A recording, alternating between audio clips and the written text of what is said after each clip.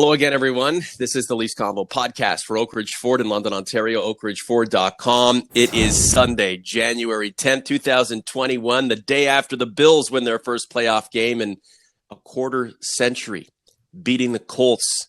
Hallelujah. Norman in London, Mike in Buffalo.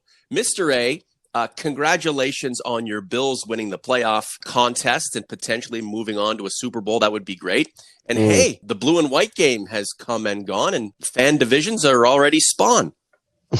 Well, good morning, Norm. First, just a quick thing on the Bills. Like I said before we started recording, the last time the Bills won a playoff game, I was working at a movie theater as a manager, and I didn't own a computer. So that's how long ago it was. And it's just, of course, they couldn't win easily. They had to win in heart attack, nitroglycerin, Jack Daniels drinking fashion. So isn't that good enough, Mike? Isn't that good enough? Especially for what? The team hasn't been anywhere in 25 years. It finally gets there, scrapes and claws by any means necessary, is moving on, and you're still not satisfied. You sound like a Leaf fan. Well, no, it's okay. Here, Leaf fans. If you get to the Stanley Cup final, do you want a 4-game sweep over whoever you're playing, or do you want to go to Game 7 and double overtime? I want a 4-game sweep. I'm sorry. I want a no doubter. But anyway, you're never gonna get what you want, Michael. And when you were a manager at the cinema, what was featured when Harry Met Sally? Aliens. Singing in the Rain. My most hated movie was, we had The Lion King and we had Teenage Mutant Ninja Turtles, because they were like an hour and a half long, and kids came, and it was messy, and it was constant. So it was like, and we had them for 6 months. So just imagine 6 months of torture. That's what it was like. On to the blue and white game. Some nice performances from players we expected it from, and from players we're not surprised to see do well, but are encouraged to see do well. It's one game, but it gives us a bit of a taste, whetting our palate for what's to come. Yeah, I mean, William Nylander scored a couple goals. I thought there were some good individual performances. Again, not to be too overly pessimistic, but this team has always had trouble in shootouts. And yesterday, when they did shootouts, nobody was scoring. I mean, it was always the first round. I think Mikko Lehtinen was the first guy to score a goal, and I think it was either Matthews or Tavares that scored in the next one. It's like, that's something that, especially in a North Division where it's always 4-point games and games against teams that you're in a race for a playoff, you have to score in the shootout and win those shootout games. But I thought there were some good individual performances. Although, if you ask Sheldon Keefe after the scrimmage, he has turned back to the Sheldon Keefe, the tough taskmaster of the Marlies, where I think he was more sort of happy-go-lucky last year after, Babcock was basically a drill sergeant. I think he was trying to, reach these players, but now I think he's being more demanding, and he really wasn't effusive in his praise of anyone other than the core guys like Matthews and Marner yesterday. But I thought there were some good individual performances. Does he need to praise them right now? I mean, what is there to praise?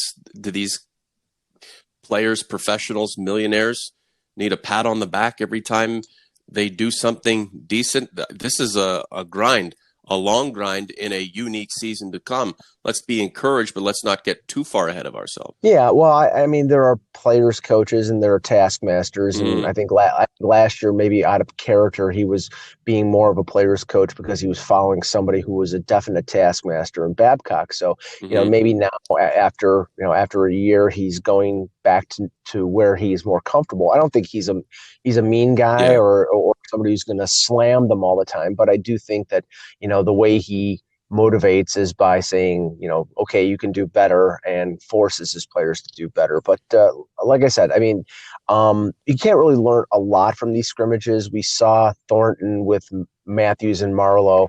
I don't think we're going to really know how effective that grouping is until the regular season. We see a few games. I don't know how long it's going to last. That's the thing. Maybe nice, and maybe something that they had to agree to when they signed Thornton to a contract. But if it doesn't work over, a couple weeks, then they probably resort to bring Zach Hyman back onto the top line. Now, that's pessimism. The idea that Joe Thornton would expect to get a shot with these top players when his press availability at the time, he had mentioned that he would do basically whatever the team had asked them to do. I think this was an idea generated by Keefe and Dubas. Let's just see what's going on, and if it works for a few shifts, few games in the beginning, and then there's a change, great. They could come back together again. The idea, though, that this fatalistic approach to Thornton's tenure in Toronto being all or nothing, it's sexy because it does it do well or does it blow up? I feel like he's just going to be along for the ride for as long as his body can hang in there, and let's hope it's a full season. Well, I think the plan, at least based on what they've done in training camp and the line combinations that they put together, is to sort of spread out the offense rather than, they have two lines, one centered by John Tavares, one centered by Austin Matthews, top picks in the drafts, franchise level centers. Yep. But last year it was basically a two-line offense, and then your third line was essentially a checking line or sort of a mixed bag, and then fourth line was a fourth line. This year, you have Jimmy Vesey on the second line with Tavares and Nylander instead of Hyman. You have Thornton on the left side with Marner and Matthews. You've improved your third line with the addition of Hyman on the right side with Mikheyev and Kerfoot, although Kerfoot didn't play yesterday. They played Pierre Engvall.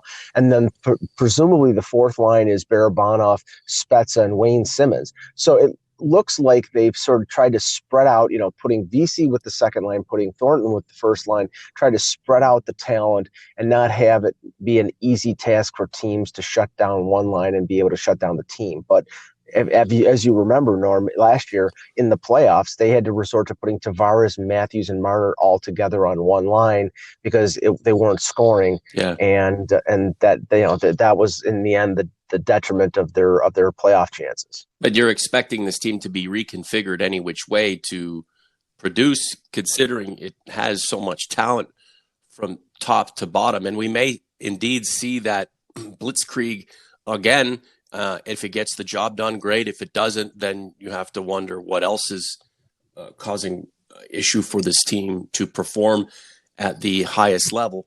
This is the Leafs Convo for Oak Ridge Ford in London, Ontario. OakRidgeFord.com. 2021 F-150 is on the ground. 2.9% interest rate through 72 financing. 2.9% interest rate. 48 months up to on lease.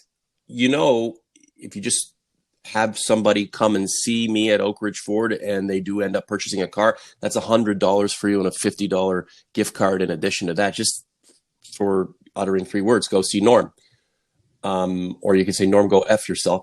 But that's I've heard that. He hears that every day. Yeah, I've heard that a few times, and I don't have to leave the house to hear it. Mikko Lehtinen with a couple of nice helpers on William Nylander's goals.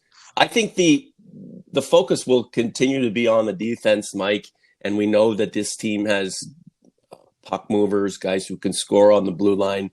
We're always going to want more grit, more edge, more toughness, that stalwart type player back there. And he may be developing right before our eyes. This is the situation with Lehtinen, like with Mikheyev. The Leafs are plucking KHL free agents. Not to say that these guys should be playing great right from the word go, because there's always an adjustment for European players to the smaller ice surface in North America. But he's 25 or 26 years old. I think he just turned 26. He's 26 years old. He should be somebody like Alexander Barabanov who comes in and makes an impression to give an indication of what kind of player he's going to be almost right away. And we saw some of that yesterday. He's a veteran of the KHL and the SM Liga in Finland. He won the Norris Trophy equivalent in the KHL last season. He's offensively gifted. He's going to be quarterbacking the second power play for the Leafs.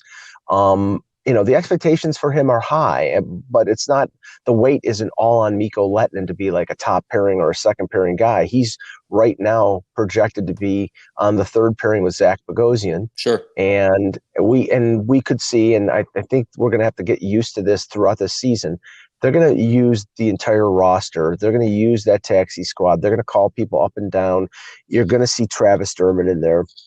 I'm not so sure if you're going to see Rasmus Sandin, because now that it appears the AHL is going to play, I would think that Rasmus Sandin and Liljegren and all the guys who are waiver exempt and who need to play more are going to play with the Marlies and not sit idly by on the taxi squad.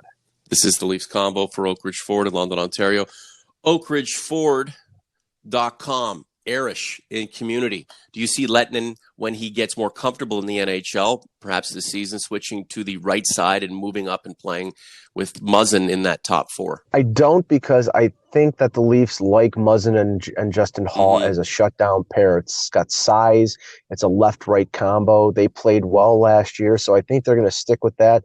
And I think they're going to stick with TJ Brody along with Riley. I think the mix master is going to be that bottom pairing. I don't know if Bogosian's going to play 56 games. He was sort of on spot duty with the Sabres and a little more with Tampa, but it was a playoff situation. So I think that you'll see Dermott mixed in there a lot. So I think that bottom pairing, as has been in other seasons when Babcock did it, the bottom pairing was always a rotation for like the first half of the year until he decided who he liked, and then it was the same guys every night. Any other takeaways from that blue and white game? Well, I mean, it's funny because I thought Pierre Engvall played well, and then, like I said, after the game, Sheldon Keefe was not exactly, he was more demanding. Well, it was a nice goal, but I expect more out of him. And again, that might be Keefe's way of pushing buttons to get more out of, Engvall's a big player. I think they want him to play big. I think he does play big more than Freddie the Goat did. But I still think they want him to use his size because he's big, he's lanky. He's not a particularly tough guy, but if he uses his reach and if he can be a little more physical, I think that he'll be a much more effective player. But it was the first look at Barabanov. I thought, I could see why the Leafs really went after him. He's not big, but he goes in the corners. He works the boards well. He gets the puck. So it's going to be interesting to see that combination of him and Spezza and Simmons on the fourth line. And the first power play, I want to see again how long these units last. We see Keefe breaking up that top power play from last year, where it was all the eggs in one basket with Nylander, Tavares, Matthews, and Marner, and then first Riley and then Barry on the point.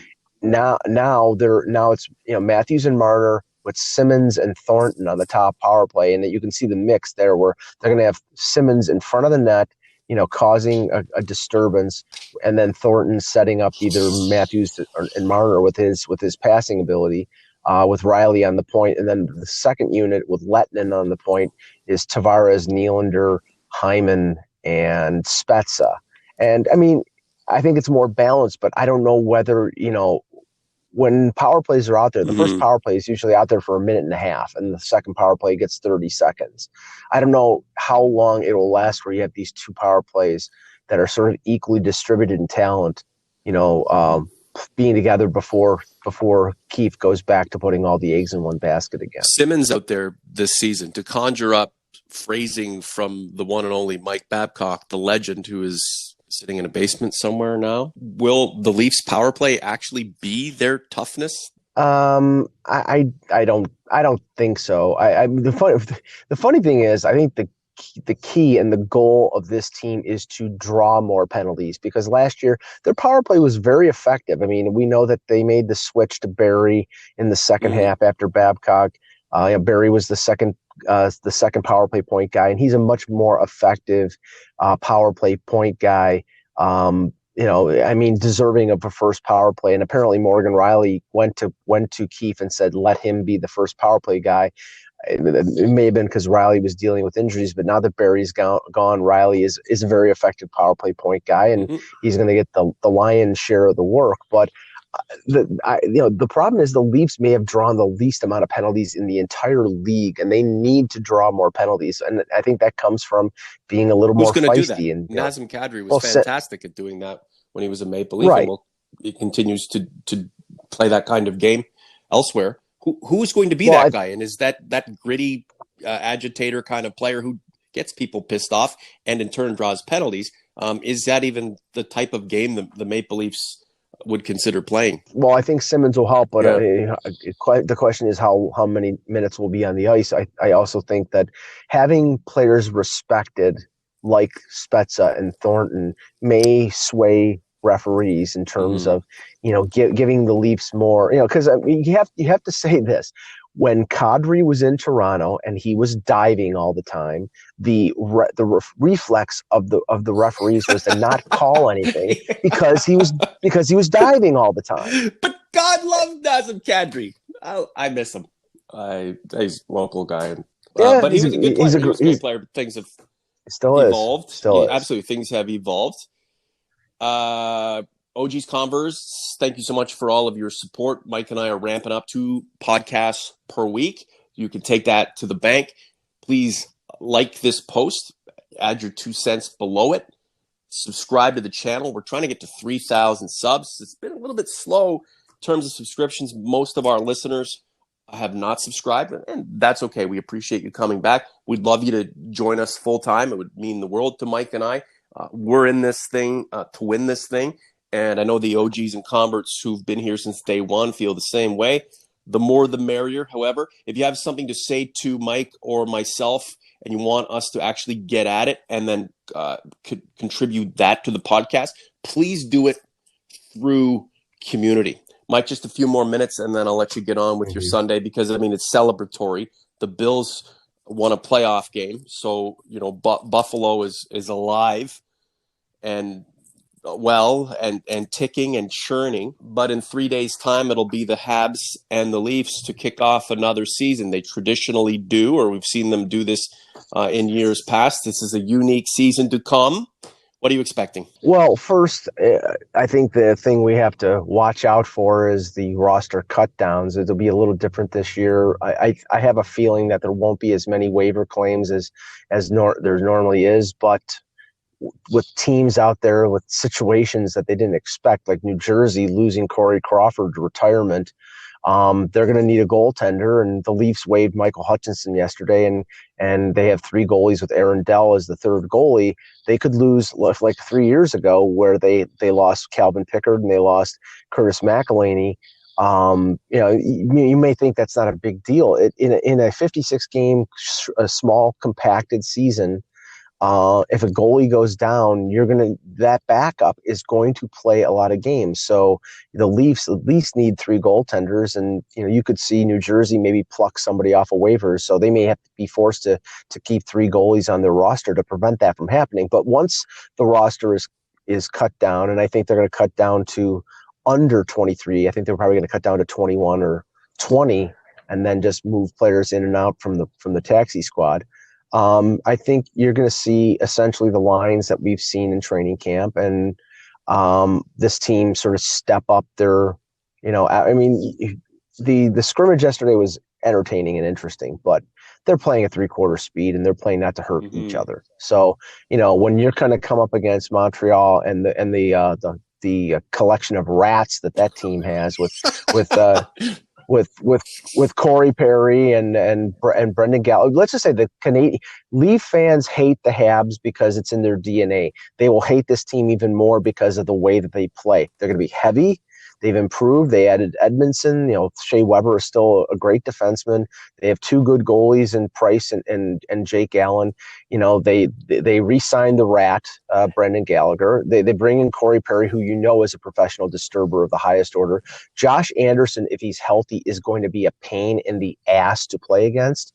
And if these 2 young kids, Suzuki and Kotkaniemi, who played really well in the playoffs, if they're for real, if that wasn't just a blip, I mean, Montreal is going to be a tough foe. So it's going to be an interesting game. The Leafs versus Les Rats on Wednesday. Mike, thanks for everything you do. We'll catch your work at hockeybuzz.com and then catch you later in the week after the Leafs and Les Rats. Hopefully it's a win for the blue and white. Have a good one, and congrats to those Bills.